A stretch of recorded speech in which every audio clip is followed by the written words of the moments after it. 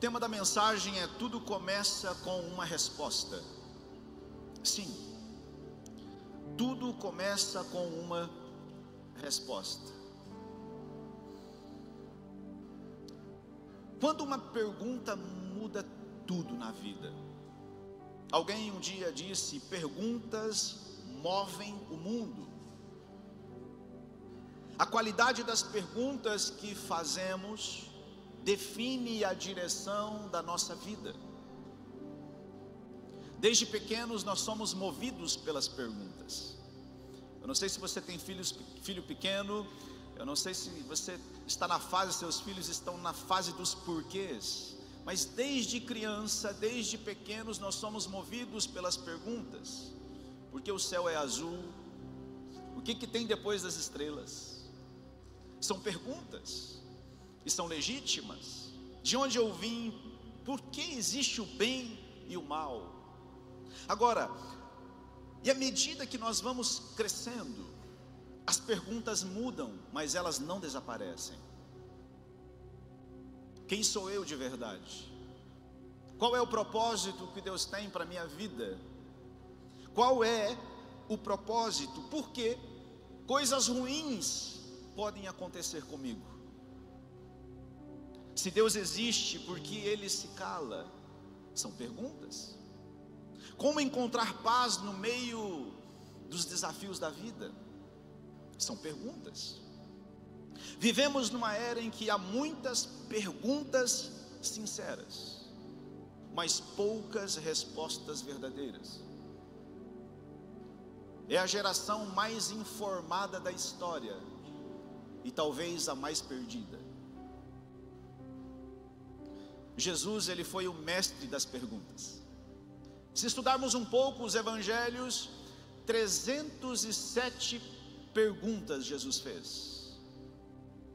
Mas Jesus não perguntou porque ele não conhecia, não tinha o conhecimento.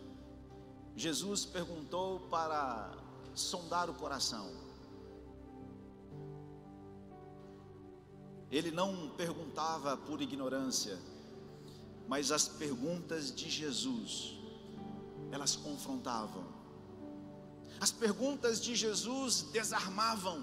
As perguntas de Jesus iluminavam. As perguntas de Jesus apontavam para um caminho. E no meio de tantas perguntas humanas, Jesus faz a pergunta divina que muda tudo. E eu quero falar um pouco a respeito disso com você. Evangelho de Mateus capítulo 16, Jesus pergunta: e vocês? Quem vocês dizem que eu sou? Essa pergunta, ela é pessoal, ela é direta e ela é eterna. Jesus, ele faz uma pergunta pontual, direta. Jesus faz uma pergunta que ela é eterna e ela é pessoal. Porque quando você entende quem Jesus é, tudo muda na vida. Porque quando você tem a resposta a uma pergunta tão significativa, todas as outras coisas começam a ter sentido para você, para a vida do homem. Quem você é, por que você está aqui, o que realmente importa, qual é a causa e o motivo da minha existência, para onde eu estou indo. Tudo começa em uma resposta. Eu quero compartilhar o texto contigo. Abra comigo, por favor, Evangelho de segundo Mateus. Segundo escreveu Mateus capítulo 16, a partir do versículo de número 13. Se você estiver com a sua Bíblia física, ou se você estiver com o seu aplicativo, ligue aí o seu smartphone, acompanhe comigo, vai estar projetado também. É um momento ápice, é um momento importante, onde Jesus está com os seus discípulos, e é onde Jesus indaga com algumas perguntas. O texto diz, acompanhe comigo: chegando Jesus à região de Cesareia de Filipe, perguntou aos seus discípulos: quem os outros dizem que o Filho do Homem é? Eles responderam: alguns dizem que é João Batista, outros Elias, e ainda outros Jeremias, ou um dos profetas. E aí Jesus, ele volta para os discípulos e pergunta: e vocês? Perguntou ele: quem vocês dizem que eu sou? Simão Pedro respondeu: tu és o Cristo, o Filho do Deus vivo. Respondeu Jesus: feliz é você, Simão, filho de Jonas, porque isto não foi revelado a você por carne ou sangue, mas por meu Pai que estás nos céus. E eu digo que você é Pedro, e sobre esta pedra edificarei a minha igreja, e as portas do Hades não poderão vencê-la. Eu darei a você as chaves do reino dos céus. O que você ligar na terra será sido ligado nos céus, o que você desligar na terra terá sido desligado nos céus.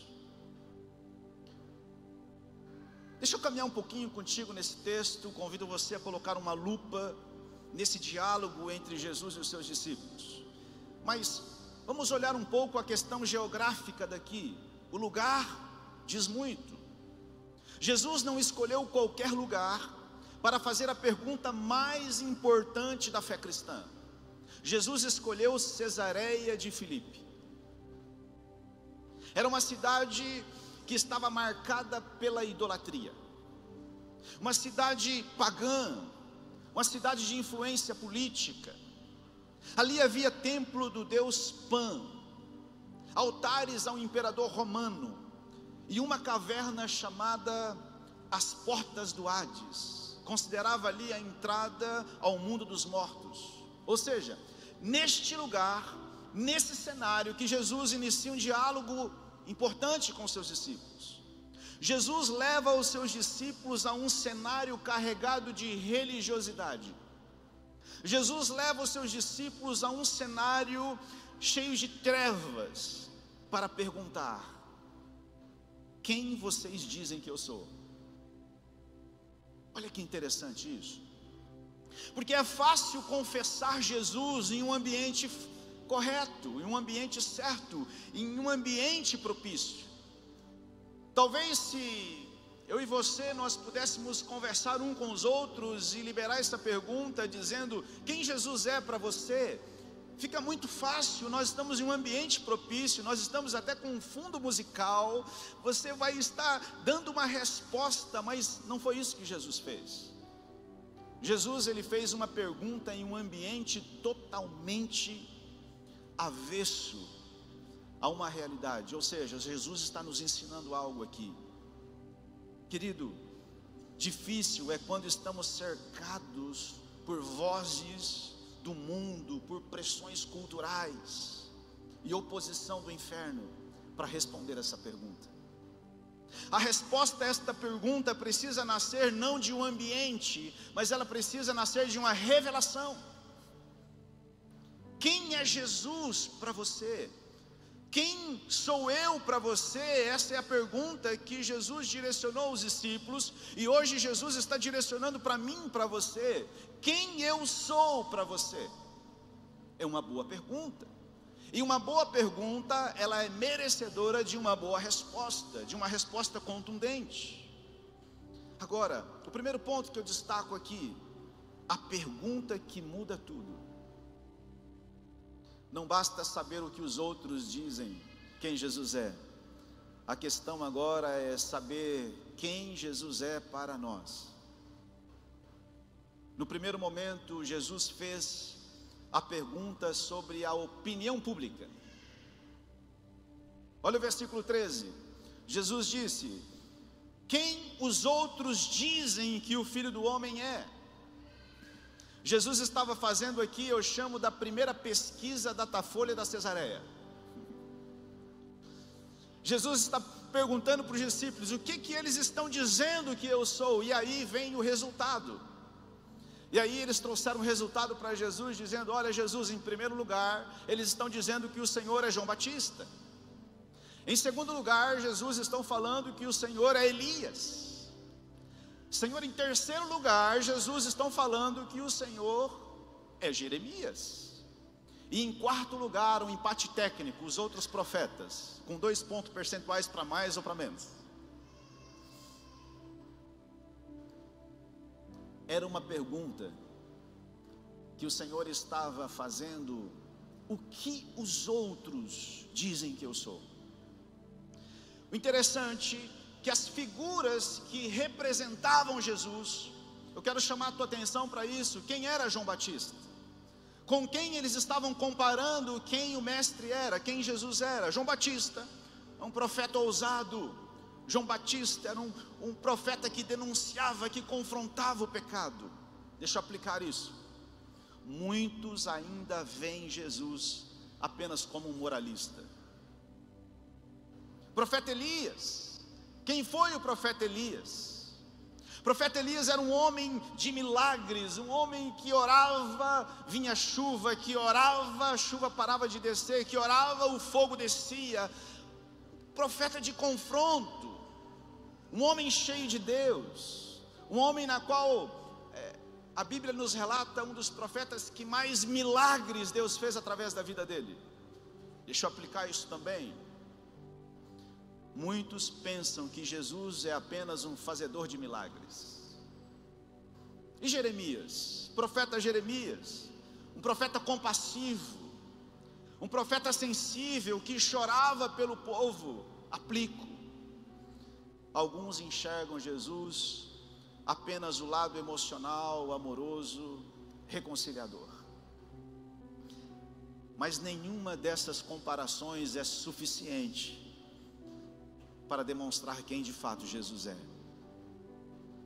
A cultura de hoje também tem as suas opiniões.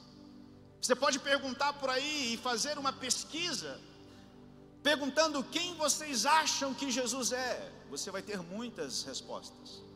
Talvez muitos vão dizer: Jesus é um guru espiritual. Hoje está na moda falar que muitos precisam de um guru espiritual. Ou talvez as pessoas vão falar: Jesus é um coach emocional. Ou talvez um grande filósofo. Ou talvez um revolucionário, aquele que dividiu a história. Não deixa de ser a verdade, mas a questão é: qual é a essência? Quem Jesus é para nós? Querido, a fé emprestada não salva ninguém. No segundo momento, Jesus afunila o seu campo de observação, traz para um ambiente empírico sua zona de amostragem, seus discípulos. Jesus tira o foco de Cesareia de Filipe e começa a falar com os seus discípulos. E aí Jesus faz a sua segunda pergunta, que está em Mateus, no versículo 15, o texto que lemos. A pergunta que exige uma resposta pessoal. E ele diz: e vocês? Talvez Jesus olhe e fale: gostei da pesquisa, gostei daquilo que eu ouvi lá de fora, obrigado pelo trabalho de vocês. Mas aí Jesus deve ter deixado o papel de lado e olhou nos olhos dos discípulos e aproximou da mesa e perguntou: agora, e vocês? Quem vocês dizem que eu sou? Afunila para os discípulos. E eu aplico a nossa realidade contextualizando. Agora é comigo e com você. E você? Quem você diz que Jesus é? São boas perguntas. Isso vai determinar tudo. Tudo começa com uma resposta. Jesus quer saber: você me conhece por ouvir falar, ou você me conhece por revelação? Você me conhece por aquilo que os outros estão dizendo, ou você me conhece por aquilo que eu falo contigo, por aquilo que eu revelo ao teu espírito? Quem Jesus é para você? A sua resposta define a sua identidade, a sua resposta define o seu propósito, e a sua resposta define o seu destino. Cuidado com uma fé herdada, mas não revelada.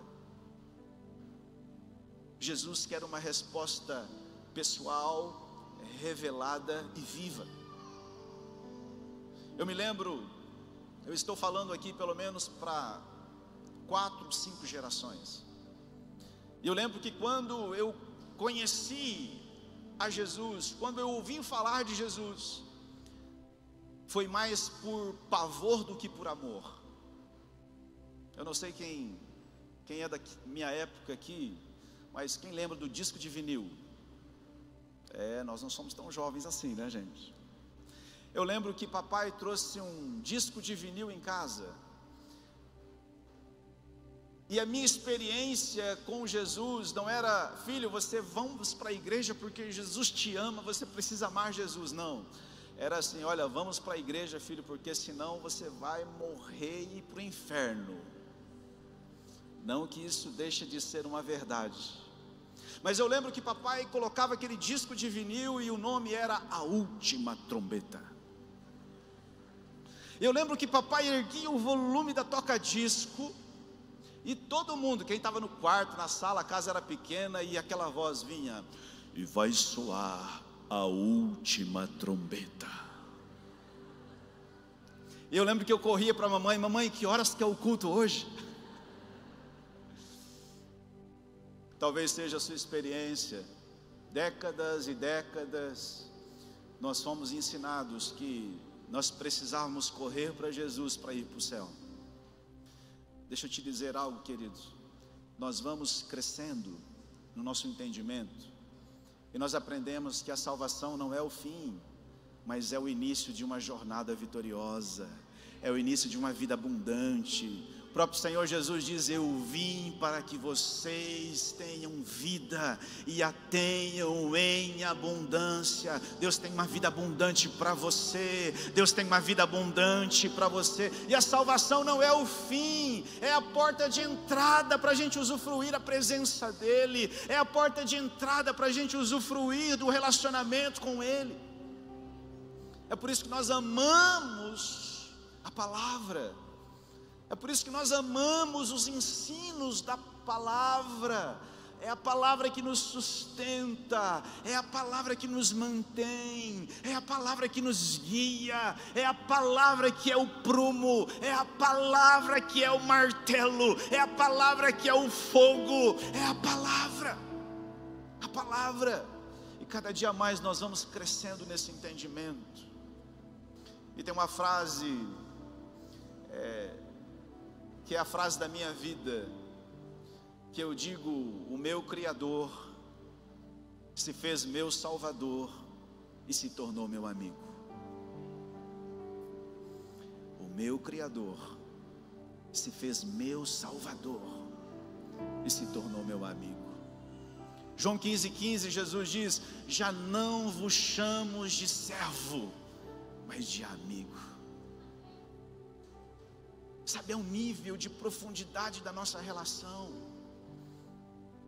Sabe, queridos, nós estamos aqui não é porque amanhã pode ser tarde demais, apesar de ser uma grande verdade, mas nós estamos aqui para que nós possamos encontrar sentido para a vida, propósito para a vida. Senhor, usa a minha vida. Senhor, eu quero ser um instrumento nas suas mãos. Sabe, nós não estamos aqui em uma reunião como essa social. Nós estamos aqui porque nós somos a igreja do Deus vivo, nós somos a casa de Deus, a morada de Deus. Nós somos edifício de Deus, lavoura de Deus, a qual o Senhor está construindo, na qual o Senhor Ele pagou um alto preço pela igreja. Nós ouvimos agora sobre a ceia. O que a ceia representa para você? Nós precisamos trazer à memória que a salvação é de graça, mas custou a vida de Cristo, custou tudo de Jesus. E se Ele deu tudo por amor a nós, o que daremos a Ele? Sabe, queridos, um momento como esse não pode ser apenas para que nós estejamos aqui e com a cabeça: o que vamos jantar depois, o que vamos fazer essa semana. Não, a nossa expectativa é: Senhor, qual é a palavra? Senhor, eu quero me alimentar da Tua presença. Senhor, eu quero ser nutrido por Ti. Senhor, eu quero sair daqui para o meu destino profético. Senhor, eu estou aqui em obediência. Senhor, fala comigo. Senhor, estou respondendo ao céu. Essa precisa ser a nossa expectativa. É o segundo ponto, a resposta que revela o céu. Olha o versículo 16 e 17. Simão Pedro respondeu: Tu és o Cristo, o Filho do Deus vivo. Jesus respondeu: Feliz é você, Simão, filho de Jonas, porque isto não foi revelado a você por carne ou sangue, mas por meu Pai que estás nos céus. Quando reconhecemos quem Jesus é, nós acessamos uma realidade que vem do céu. Pedro não repete aquilo que ele ouviu, ele confessa o que viu com os olhos da fé. Tu és o Cristo, o Filho do Deus vivo. Primeira carta aos Coríntios, capítulo 2, versículo 10, diz assim: Mas Deus o revelou a nós por meio do Espírito. O Espírito sonda todas as coisas, até mesmo as coisas mais profundas de Deus.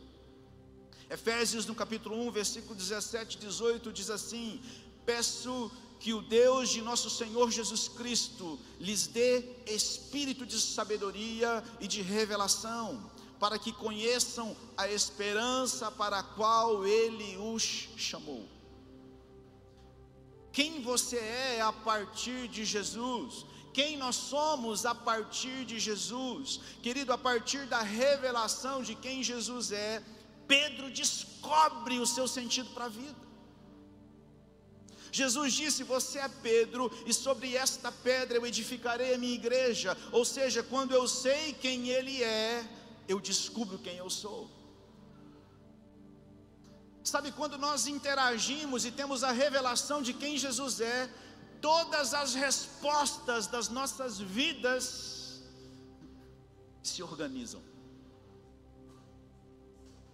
Muitos vivem uma crise de identidade porque não responderam corretamente a primeira pergunta. Identidade, querido, não é construída no espelho. Identidade você não vai encontrar nas redes sociais. Identidade não vai ser construída através da opinião pública, mas através da identidade. A identidade vem através da revelação de quem Jesus é para você. E se você tiver a revelação de quem Jesus é para você, a sua identidade, ela é repaginada, a tua identidade, ela é restaurada e é significativamente importante, se dá sentido para a vida. Foi isso que aconteceu com Pedro. Você não é o que o mundo diz, você não é o que o seu passado diz, você é o que Deus diz ao teu respeito. A transformação de Simão em Pedro. Pedro significa Petrus, pedra. Mas antes de ser chamado de pedra, ele era Simão, que significa instável, impulsivo, inconstante. Mas quando Pedro tem a revelação de quem Jesus é, Pedro se transforma em um homem firme. De Simão ele passa a ser Pedro. A revelação de Cristo transforma Simão em Pedro, mas quando você responde a Jesus com fé, Ele responde a você com identidade. O que acontece depois da resposta? A resposta de Pedro destrava a sua missão e seu propósito de vida.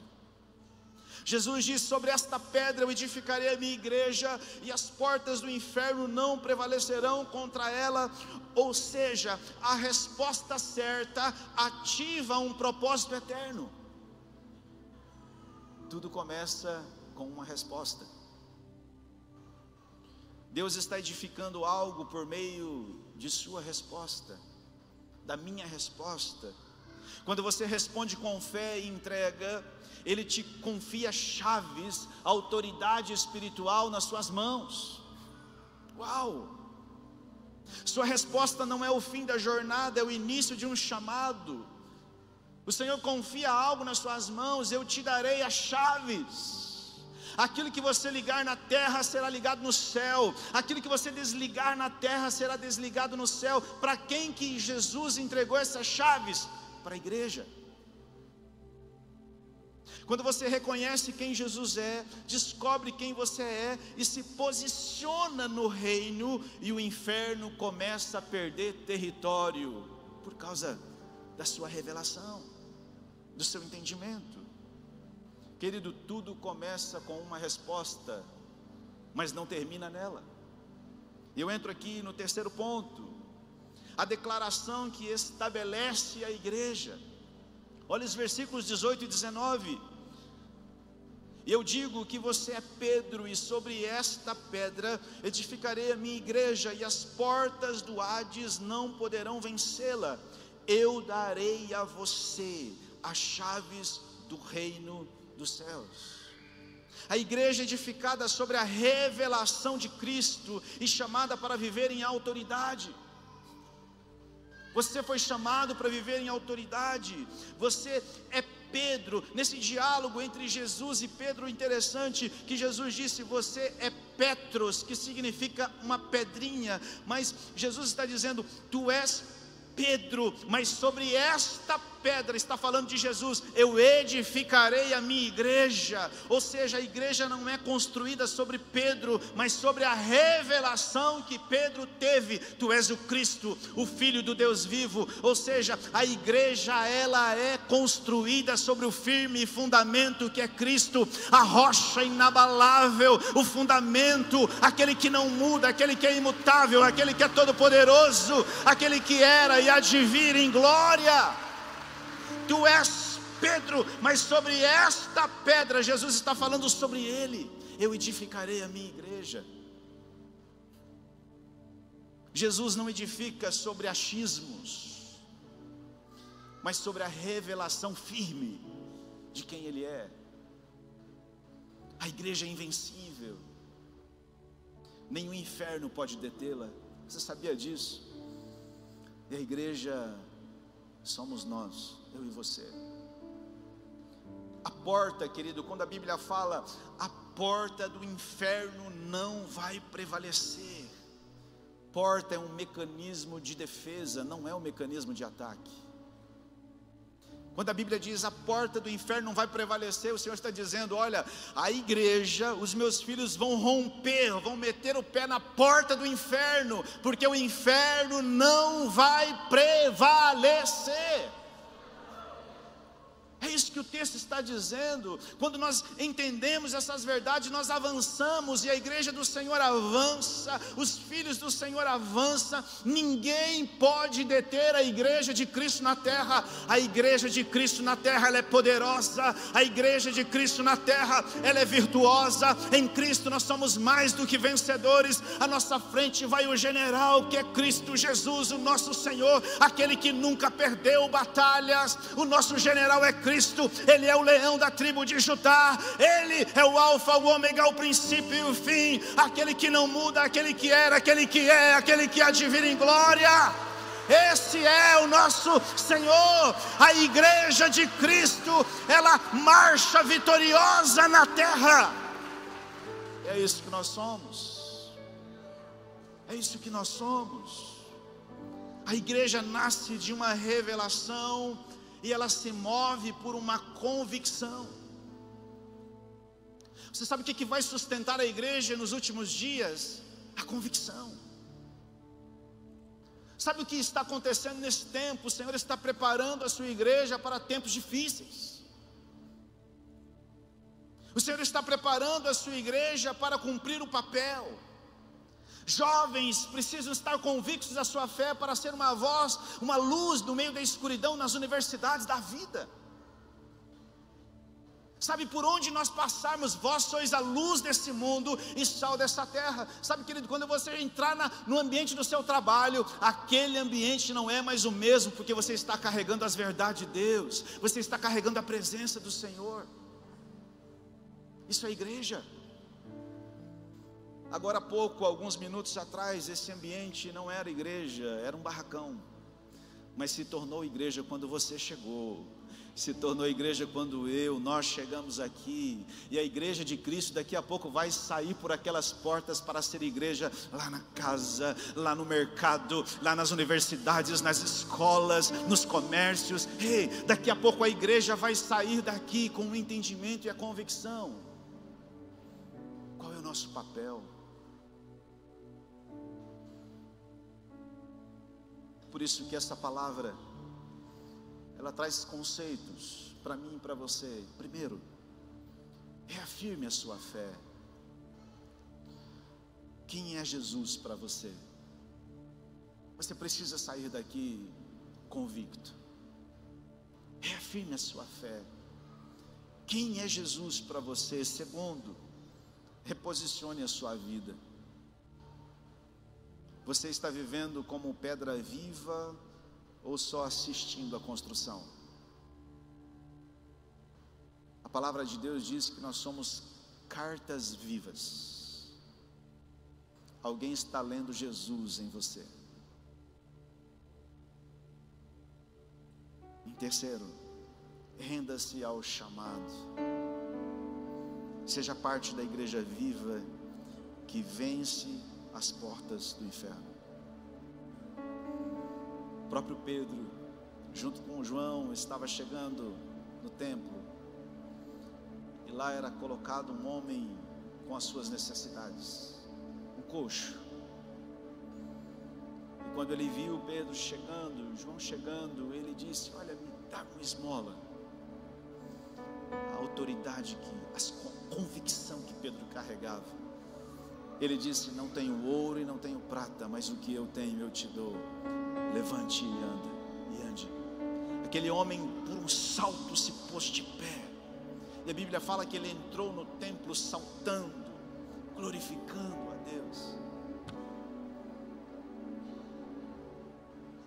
Essa semana eu estava conversando com uma pessoa e durante o diálogo a pessoa se queixou de uma dor física que estava incomodando ela fazia muitos meses.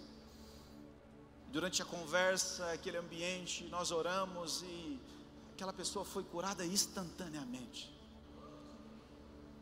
Eu lembro que eu fiquei no escritório onde eu estava e eu comecei a orar, e Jesus disse assim: filho, isso precisa ser natural para a igreja.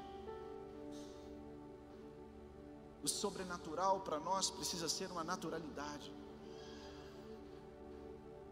Por quê, pastor? Porque nós temos um bom pastor, aquele que deu a vida pelas suas ovelhas, aquele que é o cabeça da igreja. A igreja é um organismo vivo, na qual o DNA de Cristo passa em mim, passa em você. Sabe, queridos, nós fazemos parte de algo que vai muito além do nosso próprio entendimento. É por isso que tudo começa com uma resposta. E talvez você estava cheio de perguntas quando entrou aqui. Talvez você está à espera de tantas perguntas, mas hoje o Senhor está te dizendo que tudo começa com uma resposta. E aí Jesus, ele troca de lugar e ele quer ouvir você dizendo quem eu sou para você. Porque essa pergunta, ela destrava destinos, porque essa pergunta, ela traz entendimento, porque essa pergunta, ela vai mexer com toda a sua vida. Quem eu sou para você? É uma pergunta que ela precisa de uma resposta. Eu não sei como está o seu coração, eu não sei nem como está a sua vida, mas o Senhor te trouxe aqui essa noite, e Ele faz uma pergunta simples, mas não simplista, que pode determinar o seu futuro. E Ele te pergunta: quem eu sou para você? Quero convidar você a curvar sua cabeça por um instante. Qual é a sua resposta? Mediante a uma indagação tão sincera. E você? Até agora nós ouvimos Jesus falando com os discípulos, Jesus perguntando sobre a opinião pública, mas agora afunila em mim e em você. É como se Jesus está perguntando: e você? Quem eu sou para você? Tudo começa com uma resposta. A sua resposta vai determinar o seu destino.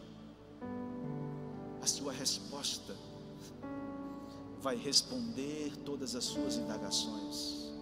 A sua resposta vai trazer luz para o seu entendimento. A sua resposta, ela vai te trazer sentido. Lugar de filho e de filha é na mesa. Talvez você estava disperso por aí, talvez você estava longe, e aí Jesus, ele te faz uma pergunta, e a sua resposta te traz para um ambiente seguro, a mesa do Pai. Você é filho, você é filha, e lugar de filhos é a mesa, é a mesa. Eu não sei, talvez a sua resposta, talvez você estava procurando uma resposta para uma questão financeira, uma questão profissional, uma questão de relacionamento, para o teu casamento, não sei. Eu não sei quais são as suas perguntas, e são legítimas, mas existe uma resposta, e essa resposta que vai sair do seu coração vai ressignificar todas as perguntas da sua vida. A resposta que você dar hoje a quem é Jesus para você vai começar a te dar sentido, vai abrir o seu entendimento, vai trazer a revelação da sua verdadeira identidade. Você é filha, você é filho e ponto. Você tem um pai que te ama, um pai que se importa com você. O teu Criador se fez o seu Salvador e se tornou seu amigo. Você tem um amigo que é presente na sua vida, um Deus presente, não um Deus distante. Qual é a sua resposta?